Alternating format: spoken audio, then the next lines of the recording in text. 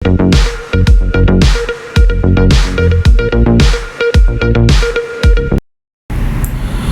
Viewers, আসসালামু আলাইকুম। আজকে আপনারা দেখতে পাচ্ছেন আমরা চলে এসেছি চট্টগ্রামে। তো আপনাদেরকে দেখাবো যে একটা বাগানের আইডিয়া। এই যে দেখুন, নৌকা দিয়ে একটা বাগান আইডিয়া করা যায় এবং ফুলের টব। তারপর হচ্ছে আপনার বাগানে কি কি ফুল আপনি চাষ করতে পারেন। তারপর হচ্ছে কঞ্চি কলম পদ্ধতিতে বাঁশ চাষ, এবং আপনার বাগানে ক্যাকটাস জাতীয় কী কী ফল কী কী জিনিস আপনি রাখতে পারেন। তো এই হচ্ছে বৃক্ষরোপণ অভিযান 2022 চট্টগ্রাম। এটা হচ্ছে সিআরপি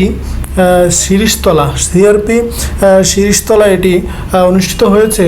তো এটা হচ্ছে এই মেলাটি দেখুন আপনারা, বৃক্ষরোপণ অভিযান 4 আগস্ট থেকে 18 আগস্ট হয়েছে সিআরবি শিরিষতলা চট্টগ্রামে।